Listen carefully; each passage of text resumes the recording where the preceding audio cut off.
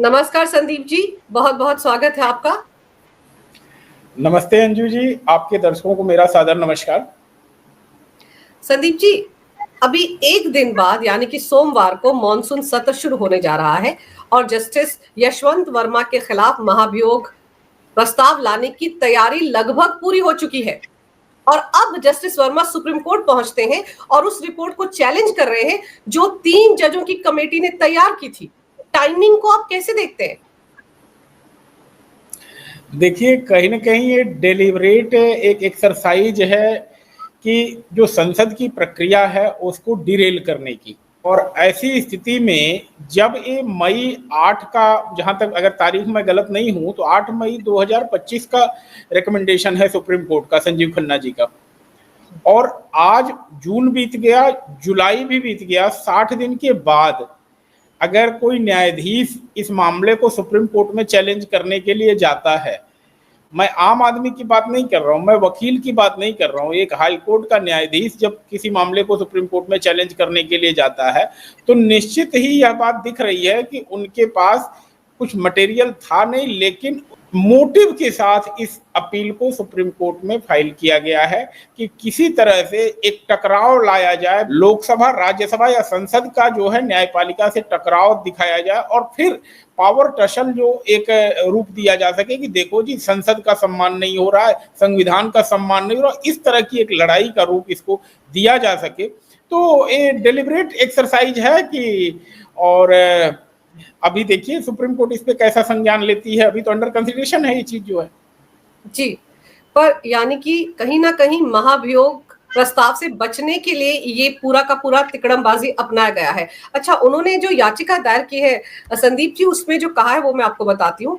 उन्होंने कहा है इस अपील में कि उनके खिलाफ जो कार्रवाई की गई वो न्याय के सिद्धांतों के खिलाफ है। मुझे खुद को साबित करने का पूरा मौका नहीं दिया गया। कार्रवाई में एक व्यक्ति और एक संवैधानिक अधिकारी दोनों के अधिकारों का उल्लंघन हुआ है। सर, किसी आम आदमी ने ये जांच पड़ताल नहीं की थी।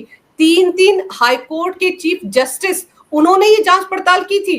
और जैसे कि आपने बताया 8 मई को उन्होंने रिपोर्ट दे दी थी, 19 मई के आसपास ये पब्लिक डोमेन में आई थी।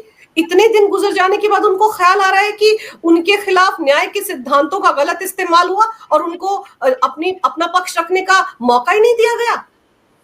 वर्मा जी बिल्कुल सही बात कह रहे हैं, अंजू जी बिल्कुल सही बात कह रहे हैं। न्याय के सिद्धांतों का पूरा उल्लंघन हुआ है।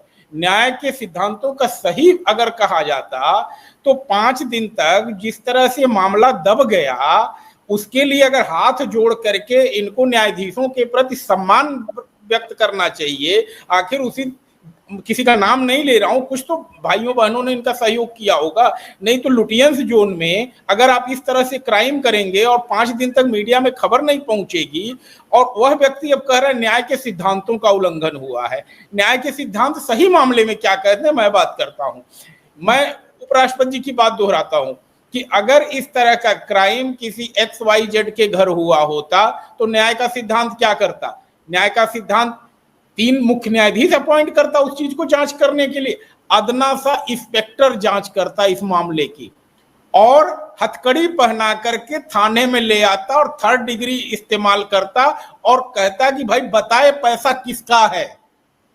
इस तरह से, जिस तरह से हुआ है न्याय के सिद्धांतों को उल्लंघन, मैं जस्टिस वर्मा जी के बिल्कुल साथ हूं। जस्टिस वर्मा जी का कहने का मतलब ही यही है कि मेरा आम आदमी की तरह ट्रायल क्यों नहीं किया गया, यह वो चाहते हैं। भाई आप स्पेशल ट्रीटमेंट भी ले रहे हैं और उस स्पेशल ट्रीटमेंट के बाद व्यवस्था पे सवाल भी उठा रहे हैं।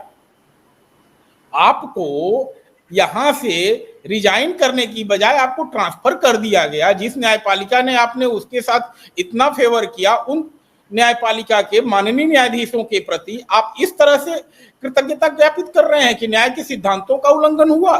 भाई क्या किया जाए, न्याय का पूरा गला ही घोंट दिया जाए। आपके घर से अगर एविडेंस मिटेगा तो जवाबदेही। मैं इनके वर्मा जी की पिटीशन में एक पॉइंट आया है कि बर्डन ऑफ प्रूफ हमारे ऊपर डाल दिया गया है, जबकि लॉ कहता है एक्यूज को इनोसेंट प्रिज्यूम करना चाहिए। लेकिन कुछ एक्सेप्शन भी होते हैं जहां पर एक्यूज को बर्डन ऑफ प्रूफ होता है उस चीज को साबित करे। अगर मेरे घर के अंदर से जले हुए नोट मिलेंगे तो बताएगा कौन? अगर मेरे घर के अंदर से किसी व्यक्ति की लाश मिलेगी तो जवाब क्या जो है चौराहे के लोग देंगे? आपकी चहर दीवारी के अंदर अगर कोई चीज हुई है तो उसके लिए मुझे नहीं लगता है कि न्यायाधीश जी को बताने की जरूरत है कि कहाँ से क्या है। ये तो कहीं न कहीं वो किसी विद्वान व्यक्ति के संपर्क में आए होंगे और उस विद्वान व्यक्ति की ही सलाह रही है कि इस तरह से मामले को डाइवर्ट किया जाए और किसी तरह से व्यवस्थापिका और न्यायपालिका के बीच टकराव का एक विषय बनाया जाए, जिससे कि जो है कहीं न कहीं मेन मुद्दे से भटकाव किया जा सके इस मामले को। सर, ये जो विद्वान व्यक्ति का नाम आप ले रहे हैं, एक विद्वान व्यक्ति हैं, सीनियर एडवोकेट हैं कपिल सिब्बल साहब। शुरुआत से ही वो एक तरह से बचाव करते आ रहे हैं यशवंत जी का। वो बार बार बोलते हैं कि उनको न्याय नहीं मिल पा रहा है और हो सकता है कि उनकी अगुवाई में ही सुप्रीम कोर्ट का दरवाजा खटखटाया गया हो, लेकिन जैसे वो कह रहे हैं कि उनको पक्ष रखने का मौका नहीं दिया गया। सर, आप देखो कि ये जो जांच पड़ताल चली थी, जब शुरू हुई थी ये मार्च महीने में 14 मार्च का मामला है, उसके 6 दिन के अंदर अंदर ये कमेटी बनी। फिर आप देखो इसने 8 मई को रिपोर्ट दी और 55 गवाहों की गवाहियां दर्ज की गई। सर, दिल्ली फायर सर्विस के 11 लोग थे, दिल्ली पुलिस के 14 लोगों से पूछताछ की गई, सीआरपीएफ के 6 जवानों से इनसे पूछताछ की गई, इनकी बेटी से पूछताछ की गई, इनकी निजी स्टाफ के भी 18 लोगों से पूछताछ की गई। सर, उसके बाद उन 3 चीफ जस्टिस जो है 3 हाई कोर्ट के, उन्होंने रिपोर्ट तैयार की। सर, उस रिपोर्ट को चैलेंज किया जा रहा है। आप सोचिए, आपको उन पर ही भरोसा नहीं, जो आपके कलीग है, आपके सीनियर है, उन पर ही भरोसा नहीं है।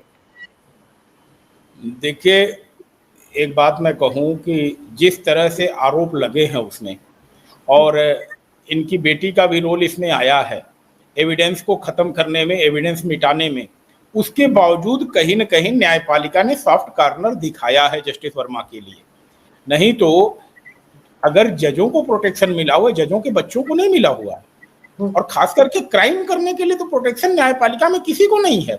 ये बात अलग है कि सुप्रीम कोर्ट का एक जजमेंट है जिसके चलते थोड़ा सा हाथ बंधे हुए हैं व्यवस्थापिका के, नहीं तो इनकी बेटी के खिलाफ तो एफआईआर होनी चाहिए थी कायदे से, उसके खिलाफ तो कार्यवाही होनी चाहिए थी, अरेस्ट करके पूछा जाना चाहिए था कि भाई बताओ इसके पीछे क्या, कौन है, किसका पैसा इन्वॉल्व है, सारी चीजें जो है।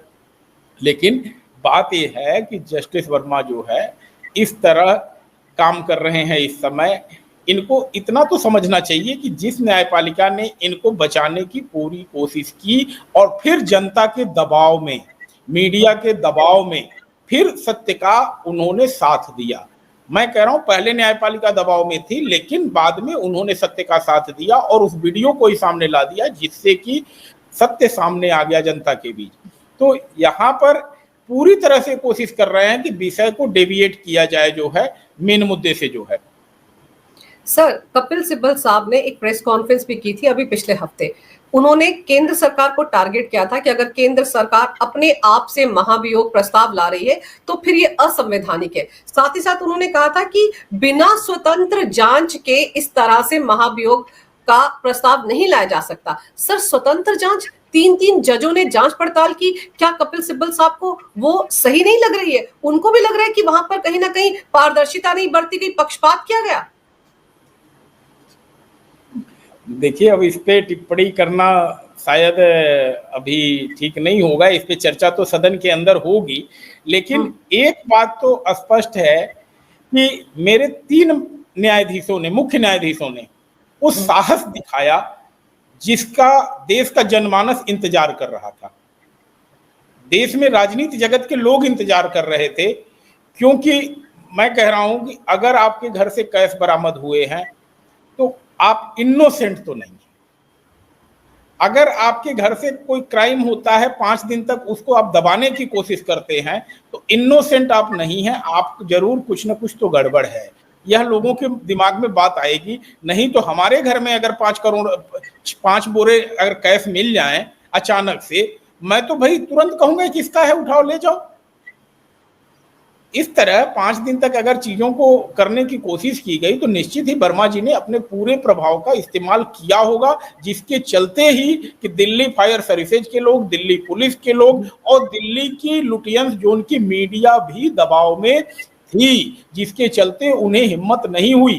धन्य मनाया जाए उस मीडिया घराने का जिसने इस न्यूज को हिम्मत की कि भाई अब सर से पानी ऊपर जा रहा है और हम अगर बढ़ के नहीं बोलेंगे, हम तो 200 साल पुराने अखबार हैं, अगर हम नहीं बोलेंगे तो शायद किसी और की हिम्मत नहीं है आज की तारीख में, जिसके खिलाफ जो है पता है कि अगर कुछ बोलेगा तो सुप्रीम कोर्ट, हाई कोर्ट में बड़े बड़े वकीलों की फौज उनके खिलाफ खड़ी हो जाएगी। और आप देख रहे हैं कि उस अखबार के खिलाफ बोलने की किसी की हिम्मत नहीं हुई जिसने इस खबर को ब्रेक किया जनमानस में जो है। सर, कपिल सिब्बल साहब ने जो प्रेस कॉन्फ्रेंस की थी, उन्होंने एक और इशारा किया था। उन्होंने कहा था कि जस्टिस वर्मा पर चल रही कार्रवाई या तो किसी राजनीतिक नाराजगी का परिणाम है या फिर न्यायपालिका को नियंत्रित करने की गहरी साजिश है। उन्होंने ये भी कहा था कि सरकार अगर खुद कहती है कि वो महाभियोग प्रक्रिया शुरू करना चाहती है तो ये संविधान का खुला उल्लंघन है। इस स्टेटमेंट को आप कैसे देखते हैं सर? वरिष्ठ अधिवक्ता है कपिल सिब्बल साहब। देखिए, अभी 2 लोगों के बयान आए हैं और बयान आने के साथ साथ मैं इसको संवैधानिक प्रोविजंस के तहत बात करूंगा। वर्तमान में मंत्री हैं मेघवाल साहब, उन्होंने भी बात रखी है और किरण रिजिजू साहब ने भी अपनी बात रखी है। दोनों लोगों की बातों से एक चीज तो स्पष्ट हो गई है कि यह सरकार का प्रस्ताव नहीं है। सरकार क्योंकि सरकार में है, भारतीय जनता पार्टी सरकार में है, तो सदन चलाने की जिम्मेदारी सरकार की होती है। और जब किसी मामले पर माननीय सांसदों का कोई दृष्टिकोण होता है तो उस दृष्टिकोण को पटल पर लाने की जिम्मेदारी सरकार की होती है। तो यहाँ पर एक जो किरण रिजिजू साहब का स्टेटमेंट आया है उससे तो स्पष्ट है कि अगर सांसद इस तरह से कुछ चाहते हैं कि इनके खिलाफ कार्यवाही की जाए और भ्रष्टाचार के प्रति जीरो टॉलरेंस अपनाई जाए तो सरकार इसमें जरूर ड्राइविंग सीट पर बैठ करके चीजों को अरेंज करने की, व्यवस्थित करने की कोशिश करेगी और इससे पीछे नहीं हटेगी। क्योंकि जब सांसदों की ऐसी इच्छा है कि भ्रष्टाचार को टॉलरेट न किया जाए तो सरकार उस चीज के खिलाफ कैसे जा सकती है? सरकार को तो उसको अप्रिसिएट ही करना है कि अगर कुछ गुड हो रहा है, पॉजिटिव हो रहा है, सकारात्मक हो रहा है, क्योंकि न्यायपालिका में इतने बड़े लेवल पे जिसपे जनमानस को एक झटका लगा है। मैं तो इसको कहता हूं कि जनमानस को झटका लगा है, न्यायपालिका के प्रति जो देश की जनता विश्वास करती है उसको दिख रहा है कि 5 बोरे कैश में मिले हैं किसी के घर में जले हुए, वो कितने रुपए हो सकते हैं उसके कैलकुलेशन करने के लिए हमें तो लगता है किसी बैंकर या सीए से सलाह लेनी पड़ेगी। सर, ये जो अपील डाली गई है यशवंत वर्मा जी की तरफ से, इसमें यह भी कहा गया है कि स्पष्ट नहीं बताया गया है कि कितना पैसा वहां से मिला है। इस रिपोर्ट में इसका जिक्र नहीं कि कितना पैसा मेरे घर से मिला है। सर, अब इस पॉइंट का क्या जवाब दिया जा सकता है जहां पे जले हुए नोट थे, गांधी जी जल रहे हैं, ये दिल्ली फायर सर्विस का अधिकारी कह रहा है।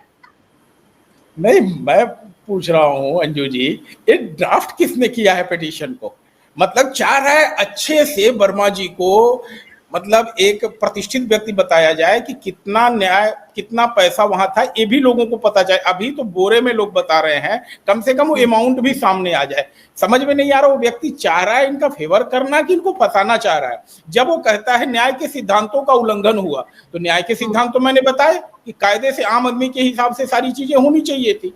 तो जब सुप्रीम कोर्ट के गाइडलाइन के हिसाब से सरकार ने काम किया, माननीय न्यायाधीशों ने हाई कोर्ट के, अपने सुप्रीम कोर्ट के न्यायाधीशों के निर्देश पर एक तरह से काम किया, तो इन सब कामों को अगर वो बता रहे हैं कि न्याय के सिद्धांतों का उल्लंघन है, तो मैं तो कहता हूं न्याय का सिद्धांत तो यही कहता है कि एक एसआई को जांच में लगाओ और ब्रेन मैपिंग करवाओ, इनकी जो है पॉलीग्राफ करवाओ, सारी चीजें पता चलनी चाहिए। एक आम आदमी का जैसे ट्रायल होता है, तो न्याय का सिद्धांत तो यही कहता है। मैं ये नहीं कह रहा कि न्यायपालिका कहीं से भ्रष्टाचार को बचाने की कोशिश कर रही है, लेकिन व्यक्ति कितना थैंकलेस हो सकता है कि जिस न्यायपालिका ने थोड़ा सा जुडिशियल फ्रीडम के नाम पे जस्टिस वर्मा को प्रोटेक्ट करने की कोशिश की इनिशियली, बाद में उन्हें जब लगा कि इनका एक्ट ऐसा है कि इनको प्रोटेक्ट नहीं किया जा सकता है, तो इनके सारे बातों को जो है सुनने के बावजूद इस कंक्लूजन को देने में हिचक नहीं की कि भाई यहाँ पर क्राइम हुआ है। उसके बाद भी रिपोर्ट में कमेटी ने नहीं कहा कि इनके खिलाफ क्रिमिनल एक्शन भी शुरू करो, केवल कहा कि इनको हटाने की कोशिश की जानी चाहिए। इम्पीचमेंट के लिए गेंद जो है सरकार के पाले में डाल दी, राष्ट्रपति जी के और प्रधानमंत्री जी के पाले में डाल दी। आप बिल्कुल सही कह रहे हैं कि उस वक्त सीजीआई संजीव खन्ना जी ने ये सिफारिश की थी, जो उन्होंने रिपोर्ट आगे भेजी थी राष्ट्रपति जी को और साथ में केंद्र सरकार को। तो ये सब कुछ तो उनकी सिफारिश पर ही हो रहा है, इसमें केंद्र सरकार का सीधे सीधे कोई लेना देना ही नहीं है। लेकिन NAJC या NJAC जो है उसका दबाव बनाया जा रहा है न्यायपालिका पर, ये कपिल सिब्बल साहब कह रहे हैं, उसके साथ कैसे जोड़ा जाए इसको सर? ये तो सीधे सीधे भ्रष्टाचार का मामला दिखता है, बहुत ही संवेदनशील मुद्दा है। आपने बिल्कुल सही कहा, पूरे देश की नजरें इस मामले पर कि आखिर उनको एक आम आदमी की तरह ट्रीट क्यों नहीं किया जा रहा है। देखिए, न्यायिक स्वतंत्रता पे केंद्र सरकार का रुख बिल्कुल स्पष्ट है। आप देख रही हैं कि गवई साहब ने अभी कुछ नाम दिए थे, उस पर तुरंत सरकार ने अप्रूव कर दिया। तो जितने भी जजों की अपॉइंटमेंट हो रही है सुप्रीम कोर्ट के कंसल्टेशन के साथ इमीडिएट हो रही है, और केंद्र सरकार का कहीं से भी दूर दूर तक एहसास है नहीं है कि जो कोलेजियम सिस्टम अभी चल रहा है उसको इस तरह से कोई डिस्टर्ब किया जाए या न्यायपालिका के जो स्वतंत्रता है उसमें किसी तरह का दखल दिया जाए। लेकिन कह रहे हैं ना कि जब कभी होता है कि आपका किसी मोहल्ले में झगड़ा हो जाता है और आपके मोहल्ले में कोई बड़ा गुंडा आ जाता है, तो छुट भैया नेता जिसकी पिटाई हुई रहती है ना, वो कहानी रखता है गुंडा भैया आपको ये गाली दे रहा था, जिससे कि किसी तरह से मामला बन जाए उस बड़े वाले गुंडे और अगले के बीच में जो है। तो मामला ही डेविएट कर रहे हैं कि कहीं से कर दिया जाए न्यायपालिका और व्यवस्थापिका का टकराव, न्यायपालिका और कार्यपालिका का टकराव। सीधे सीधे संविधान ये ले आना चाहते हैं। लाल किताब जो लेकर के हमारे भाई साहब एक घूमते हैं ना, हालांकि अभी कुछ सुबुद्धि आई है जिसके तहत हमने देखा है कांग्रेस की तरफ से भी बड़ा सकारात्मक रुख है इस भ्रष्टाचार को लेकर के। तो लेकिन कहीं से वो किताब घुसाना चाहते हैं सब लोग, बैकडोर से इस कहानी को संविधान की लड़ाई बनाना चाहते हैं, और इसीलिए यह प्रयोग हो रहा है आज कमेटी की फाइंडिंग आने के 2 महीने बाद। नहीं तो मुझे नहीं लगता है कि कोई भी व्यक्ति अगर इनोसेंट होगा तो 2 महीने तक अपने घर में चैन से बैठा रहेगा। दिस इज आफ्टर थॉट, इसको न्यायपालिका में कहा जाता है आफ्टर थॉट। कोर्ट कहती है कि आप आफ्टर थॉट इतना दिन सोच विचार के फिर आप आए हैं कि किसी तरह से मुकदमे को एक नया रंग दिया जाए। तो यह एक आफ्टर थॉट है जस्टिस वर्मा जी का या उनकी टीम का या उनके विद्वान वकीलों का। अब मैं विद्वान वकीलों के बारे में तो नहीं जानता, किस विद्वान वकील की सलाह पे चीज ड्राफ्ट की गई है कि न्याय के सिद्धांतों का उल्लंघन हो गया या बर्डन ऑफ प्रूफ जो है उनके ऊपर डाल दिया गया। भाई बहुत सारे केस हैं जहां पर बर्डन ऑफ प्रूफ जो है एक्यूज के ऊपर भी डाला जाता है, बर्डन ऑफ प्रूफ शिफ्ट कर जाता है। तो ऐसी स्थिति में मुझे कानून सिखाने की आवश्यकता नहीं है उस व्यक्ति को जिस महान व्यक्ति ने इस पिटीशन को ड्राफ्ट किया है। अगर चीफ जस्टिस 3 हाईकोर्ट के जांच कर रहे हैं, आपको 3 उनके सामने पेश होना चाहिए था कि नहीं होना चाहिए था? आप कह रहे हो हमको मौका नहीं दिया गया, आपको मौका दिया जाएगा कि आप खुद आएंगे? आप क्रिमिनल ट्रायल थोड़ी ना हो रहा है भाई, आपको जब प्रिविलेज मिला हुआ है आपको अरेस्ट करके तो पूछा नहीं जाएगा। आप मुख्य न्यायाधीश की हायरार्की में भी नीचे हैं, आपको उनके पास जाके अपना पक्ष रखना चाहिए था। लेकिन जब आपने अपना पक्ष नहीं रखा तो फिर यह कहना कि मुझे अपना सफाई देने का मौका नहीं दिया गया, this is very very ridiculous. We can't accept this type of argument. Sir, आपने अभी कहा कि कांग्रेस भी भ्रष्टाचार के खिलाफ बड़ी मुखर है और साथ देने जा रही है इस महाभियोग प्रस्ताव में, केंद्र सरकार के साथ है। लेकिन जयराम रमेश ने साथ साथ ये भी कहा कि वो चाहते हैं कि इलाहाबाद हाई कोर्ट के जस्टिस शेखर यादव की इम्पीचमेंट का मामला भी हम जोर शोर से उठाएंगे। यानी कि दोनों मामलों को आमने सामने लाकर रख दिया है। कपिल सिब्बल साहब ने भी यही कहा है। पर आपको लगता है कि दोनों मामले एक जैसे हैं? देखिए, इस मामले में अब जस्टिस शेखर वर्मा से अगर इसकी तुलना होगी तो मुझे लगता है कि जो भी व्यक्ति तुलना कर रहा है निश्चित ही उसके जहनी तौर पे स्वस्थ होने पे मुझे थोड़ा सा संशय होगा। लेकिन अभी जब इस मामले को उठाया गया था सुप्रीम कोर्ट के सामने जस्टिस शेखर वर्मा का, तो राज्यसभा ने कैटेगोरिकली डिनाई किया था और कहा था कि यह मामला हमारे पास कंसिडरेशन में है, इसलिए सुप्रीम कोर्ट इसमें दखल नहीं दे सकती, और सुप्रीम कोर्ट ने फिर प्रोसीडिंग इनके खिलाफ ड्रॉप कर दी। अब बात यह हो रही है कि इस मामले में यही कलर देने की कोशिश हो रही है कि इस मामले को किसी तरह से जो है कोर्ट के विचाराधीन हम कर दें। एक बार यह मामला कोर्ट के विचाराधीन हो गया तो फिर जो है सरकार इस पे कोई एक्शन नहीं ले पाएगी। लेकिन मैं कह रहा हूं, मेरे वर्ड को गौर करिएगा, सरकार कोई एक्शन नहीं ले पाएगी, संसद पे रोक नहीं है। ये बहुत गंभीर टिप्पणी मैं कर रहा हूं, संसद पे कोई रोक नहीं है। संसद जब चाहे 124(4) में राज्यसभा के सांसद, लोकसभा के सांसद जो मिनिमम रिक्वायरमेंट है 100 और 50 की, वो रिक्वायरमेंट पूरी करके प्रपोजल ला सकते हैं और प्रपोजल लाने के बाद जिस भी न्यायाधीश के खिलाफ चाहें उसके खिलाफ जांच कमेटी बैठ सकती है, जांच कमेटी जांच कर सकती है और इस पे कोई रोक नहीं है, इस पे कोई रोक नहीं है। तो इसलिए अगर इस चीज को आप शेखर यादव से कंपेयर करके किसी तरह से उसी तरह रंग देना चाहते हैं कि कल को इसको हम न्यायपालिका के सामने पेंडिंग दिखा देंगे तो सदन का राइट खत्म हो जाएगा, तो इस तरह की बातों को शायद जगह नहीं मिलेगी। और आप जब देखेंगे इस मामले पे बहस होगी तो शायद यह रंग देने की कोशिश हो कि अब यह मामला न्यायपालिका के सामने है तो सदन इस पे टिप्पणी नहीं कर सकता, सदन में बहस नहीं हो सकती, इस तरह के आर्गुमेंट होंगे। और इसी अल्टेरियर मोटिव के साथ यह केस फाइल ही किया गया है कि किसी तरह से जो है सदन को इस पे चर्चा करने से रोका जाए। आप सरकार को रोक सकते हैं लेकिन सदन को, जो सदन का प्रोरोगेटिव है 124(4) में, उससे नहीं रोक सकते। सदन अपना प्रोरोगेटिव एक्सरसाइज कर सकता है। और मैं उस व्यक्ति को धन्यवाद दूंगा जिसने, जब ये महाभियोग की प्रोसीडिंग शुरू हुई है तो इसे सरकार का कार्यक्रम न करके संसद का विशेषाधिकार माना है और संसद इसका प्रयोग कर रहे हैं अपना जो है। आप बिल्कुल सही कह रहे हैं सर, सदन को तो नहीं रोका जा सकता।